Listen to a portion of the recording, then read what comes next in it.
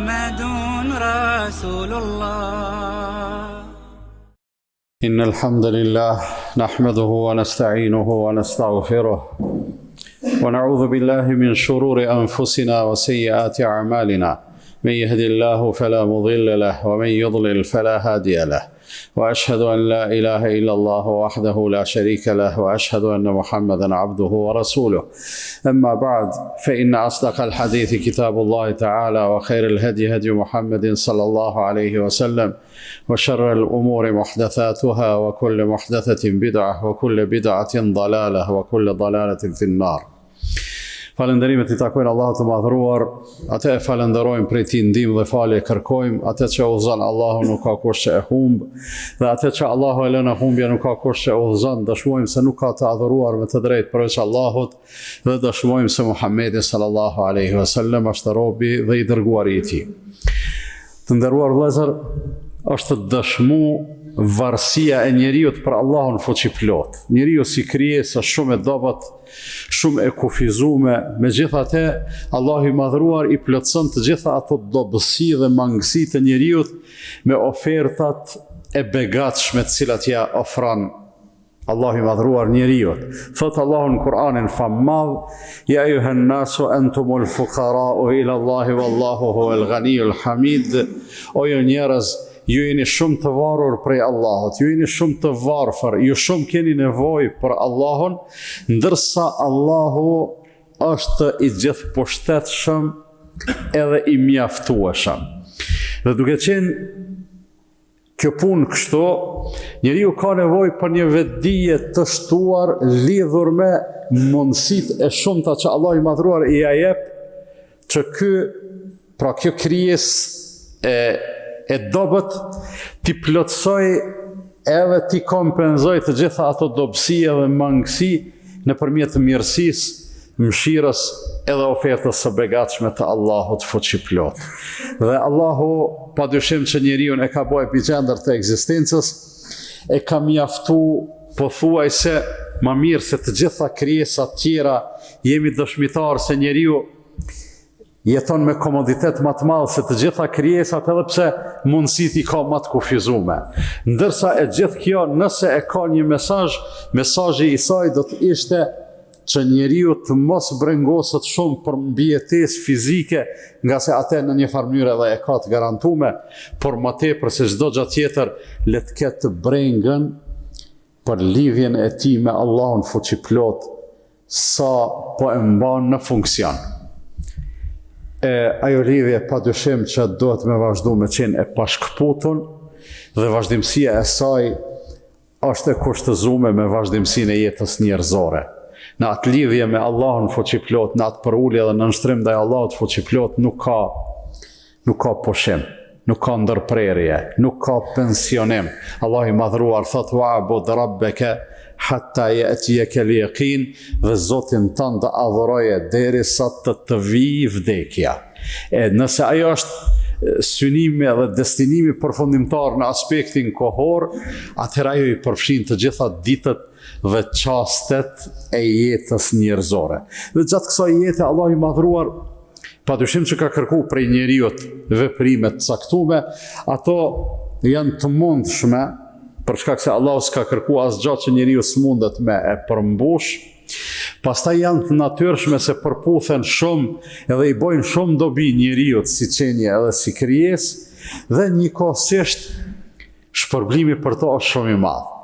Në ditët në cilat ne ndodhemi tani, që janë ditët e Dhulhijhes, pra ditën e martë e kemi ditën e Arafatit, ditën e mërkurë e kemi ditën e Kurban Bajramit, që janë dita e 9 dhe e 10 e këtij muaji hënor. Këto janë ditët më të vlefshme, e kemi përmendur edhe javën e kaluar. Nuk ka ditë të vitit në cilat vepra e mirë vlerësohet më shumë se sa në këto ditë. Edhe citatet, hadithet që flasin në këtë temë, sigurisht janë të përzgjedhshme dhe ndonjëri prej neve mund të mendoj çka të bëj diçka konkretisht në mënyrë që të shfrytëzoj këto ditë për të t'ia bë vetës një avantazh ose për t'ia bë vetës një sasi, një bagazh të veprave të mira. Të nderuar vëllezër, çdo vepër që konsiderojmë se është e mirë, nëse bëhet në këto ditë e ka vlerën e veçantë. Mundu me fillu prej atyne më të thjeshtave. Ne gjatë gjithë kohës, si besimtar që jemi, e përmendim Allahun fuqiplot, bojmë dhikr.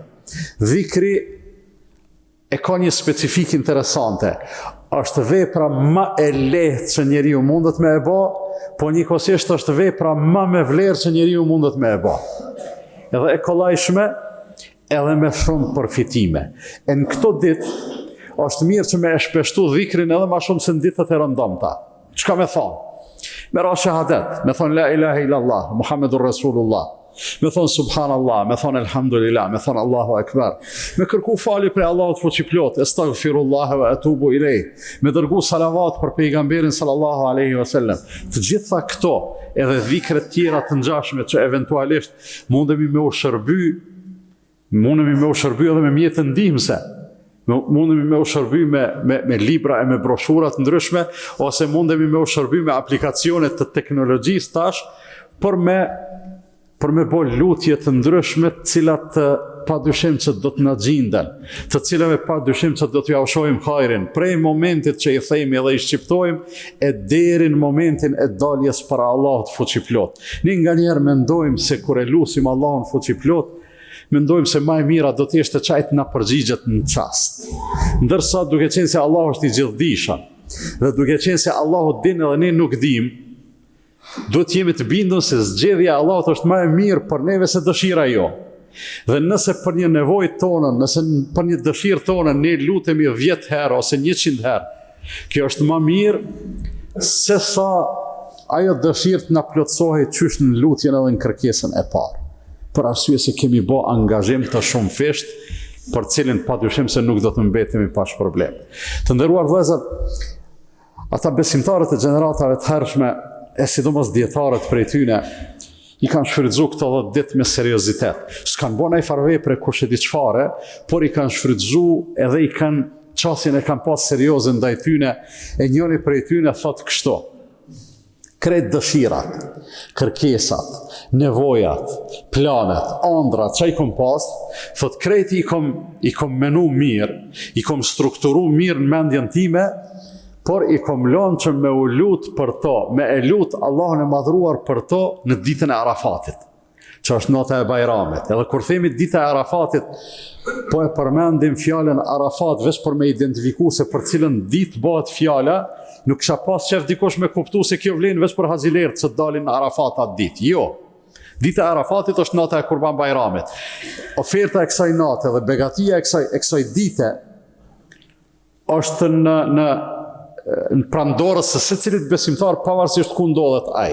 Dhe ai thotë unë i kom grumbullu të gjitha kërkesat edhe lutjet e mia për ditën e Arafatit. I kom shpreh ato, Allahu i ka dëgju mirë prej meje, dhe thot pasha Allahun nuk ka ardhur dita e Arafatit të vitit vijues, përveç se të gjitha ato dëshirat të mia kanë qenë të plotësuara. Allahu ka thonë: "Ud'uni astajib lakum." Mu lutni mua, më thirrni mua, unë gjithçysh ju përgjigjem. Asnjënit prej neve nuk bën me i shku mendja, nuk bën me e pas as më të voglën mendje, kur lutem unë, a thua më përgjigjet Allahu fuqiplot. Allahu gjithçysh përgjigjet. Nëse na duket se Allahu nuk po na përgjigjet, veç duhet me e kqyr veten tonë, a i kemi bën lutjet ashtu si duhet apo jo. Në këtë ditë të Arafatit, pasi veç filluam me fol për te, duhet me preferohet, nuk është obligim, me agjeru atë ditë. Ata që kanë mundësi, edhe e përballojnë, edhe nëse na duket se dita është zgjatë shumë, edhe mund të jetë vapë, edhe kështu me radhë. Nëse shëndeti e mundëson, nëse e përballojmë, ka vlerë shumë të madhe agjerimi i kësaj dite, për shkak se pejgamberi sallallahu alaihi wasallam thotë: shpresoj që Allahu me agjerimin e kësaj dite t'i falë edhe t'i shlyejë gjunahet e vitit që i ka parapri, edhe vitit që i ka pasu kësaj dite. Pra ka shpërblim edhe vlerë të madhe, ndërsa të gjithë e di pse të agjerosh prej agimit deri në mramje, me gjithë vështirësitë eventuale, megjithatë është e mundun edhe e përballueshme. Pra po them, është vlerë e preferuar, nuk është obligim. Edhe vije pastaj dita e Bajramit në cilën ne si besimtar, prap ata që kanë mundësi e therin kurbanin. Therja e kurbanit është një ritual të cilin Allah i madhruar e ka kërkuar në Kur'an në surën më të shkurtër të Kur'anit, të cilën të gjithë e dim, pothuajse Allahu thot fesalli li rabbika wanhar, dhe falu për Zotin tënd edhe therr kurban. Therja e kurbanit është dëshmi e gatishmërisë tonë për ulje, dëgjueshmëri edhe respekt ndaj Allahut fuqiplot në të gjitha format e mundshme, në të gjitha ato format cilat Allah i madhruar i ka kërkuar prej neve. E ato janë të lloj-llojshme. Namazi i ka karakteristikat e veta, agjerimi i ka të vetat. Pastaj vinë ato adhurimet të cilat lidhen me aspektin material, financiar, sikurse është zeqati, sikurse është sadakaja, sikurse është kurbani, e kështu me radhë, dhe të gjitha këto në një farë mënyrë janë mundësi për neve që të shprehim atë gatishmëri për t'ju nënshtruar dhe për t'ju përul Allahut të madhruar, e që pastaj veç duhet të kuptojmë se në të gjitha këto ditë çdo gjë që konsiderojmë se është vepër e mirë, ajo ka vlerë të veçantë, edhe çdo gjë që është vepër e mirë e ne e veprojmë në asnjë mënyrë nuk mund të llogaritet si mund i humbon ose si angazhim i çumdam. Allah i madhruar ka garantuar se e çmon, e vlerëson, e pranon dhe shpërblen për çdo vepër të mirë që e bën njeriu në jetën e tij. Thot Allah i madhruar: innal ladhina amanu wa amilus salihati inna la nudhi'u ajra man ahsana amala. Vërtet ata të cilët besojnë edhe bojnë vepra të mira, ne në asnjë mënyrë nuk do t'u çojmë poshtë mundin atyne që kanë vepruar mirë. Veprat e mira i kanë bërë mirë edhe çysh duhet. Allahun e madh e lutim që të na mundsoj që të gjindemi aty ku është kënaqësia e tij, me mundësitë tona, me takatin ton, aty ku edhe vetë si besimtar ndihemi komod, aty ku edhe vetë si besimtar veç forcohemi edhe ma tepër në besimin ton. E them këtë që dëgjua dhe kërkoj falje për Allahut për vete dhe për ju, andaj ju kërkoni falje se Allah të farës dhe mëshirues.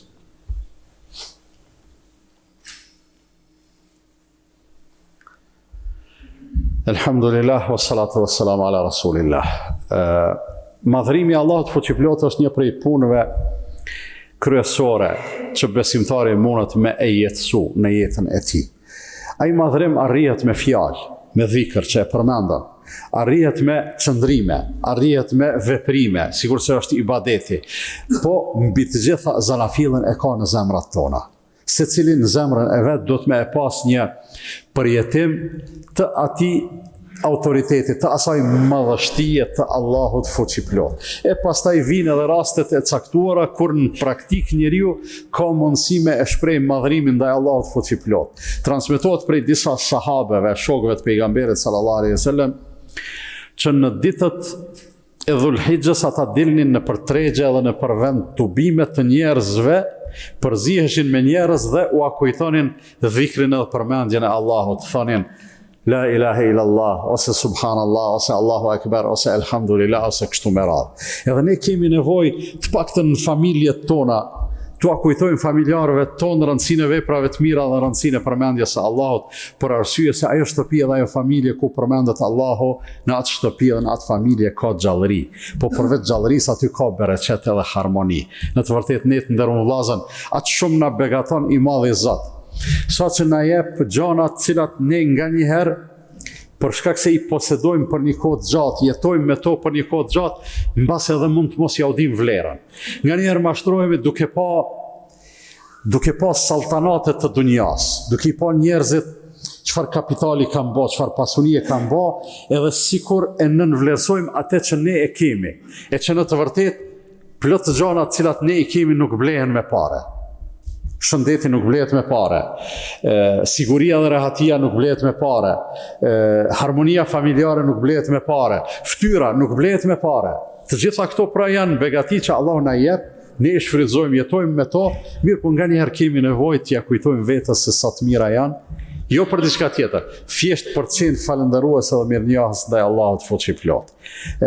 Duke qenë se edhe na vjen, edhe na afrohen ditët e Bajramit, atëherë e kemi përgjegjësi të nderuar vëllezër që komunikimin ndërmjet vete. Të fillu prej rrethit më të afërt, familja, pastaj familja e gjerë, e deri ku të mrin rrezja jone veprimet, komunikimin tonë ndërmjet vete ta bëjmë në mënyrën sa më të mirë. Të mos lejojmë që të përqahemi, të mos lejojmë që të ofendohemi, madje edhe kur kemi pikpamje të ndryshme për jetën, ose për gjana të caktume. Allah i madhruar na thret në unitet, edhe na tregon se aty ku është uniteti, aty është edhe mëshira e Allahut fuqiplot. Ndërsa aty ku është përçarja, aty është edhe hidhrimi dhe zemrimi i Allahut fuqiplot. Andaj të jemi të vëmendshëm e të paktën edhe në radhë të parë, na si besimtar, si frekuentues të xhamisë, si falës të namazit, si adhurues të Allahut fuqiplot, si pasues të pejgamberit sallallahu alaihi wasallam, të mos lejojmë as të përçahemi ndërmjet vete, as të bëhemi pjesë e përçamjeve të tjerëve, por të kapim edhe të marrim një rol unifikues që e keqja dhe e mira megjithatë e kanë një përplasje të vazhdueshme historike, edhe ato kur s'ka ndodhë që njëna me dominu në kuptimin e asgjësimit të tjetrës, mirë po nëse dikonde kemi një diçka e cila duhet të, një ndytësi e cila duhet të zbehet, ajo ka mundësi të zbehet vetëm duke i shtu sa ma shumë ujë. Edhe kësaj përgjegjësia jonë si besimtarë në rrumëllazën është që të bëjmë sa ma shumë vepra të mira, të komunikojmë sa ma mirë me tjerët në mënyrë që e keqja të paksohet ndërsa e mira të dominoj. Allah i madhruar në udhëzoft ka ajo që është më e mira dhe më e dobishmja për neve. Para se të përfundoj, ju informoj se me rekomandimin e Kryesisë Bashkisë Islame të Kosovës, do të qesim posteqin edhe sot, sikur se e kemi qitë para një muaj e gjysmë, për një vakëf të cilin Bashkia Islame e Prishtinës e kanë ble, por nuk kanë arrit të paguajnë, andaj kanë kërkuar edhe ndihmën e xhamateve gjithandej Kosovës. Apeli është apel, do të thonë nuk na obligon kur gjë, mirë po duhet jemi të vëmendshëm se nëse eventualisht shfrytëzojmë rastin duke pas mundësinë gjithsesi pa u ngushtu që të japim një kontribut në këtë aspekt, ajo padyshim se do të na xhindet tek Allahu fuqiplot. Inna Allaha wa malaikatahu yusalluna ala an-nabi ya ayyuhalladhina amanu sallu alayhi wa sallimu taslima. Allahumma salli ala Muhammad wa ala ali Muhammad kama sallaita ala Ibrahim wa ala ali Ibrahim innaka Hamidum Majid wa barik ala Muhammad wa ala ali Muhammad kama barakta ala Ibrahim wa ala ali Ibrahim innaka fil alamin Hamidum Majid. Allahumma a'izz al-islam wal muslimin wa adhill ash-shirka wal mushrikeen wansur man nasara ad-din wa akhdhul man khadhala al-muslimin. Allahumma man aradana wal islam wal muslimin bisu'in farudda su'ahu wa kaydahu ala nahrihi wa ashghilhu bi nafsihi واجعل تدبيره وتدميره يا رب العالمين. اللهم ردنا والمسلمين جميعا إلى الإسلام ردا جميلا. اللهم آت نفوسنا تقواها وزكاها أنت خير من زكاها أنت وليها ومولاها. عباد الله إن الله يأمر بالعدل والإحسان وإيتاء ذي القربى وينهى عن الفحشاء والمنكر والبغي يعظكم لعلكم تذكرون وأقم الصلاة. لا إله إلا الله لا إله إلا الله لا إله إلا الله محمد رسول الله.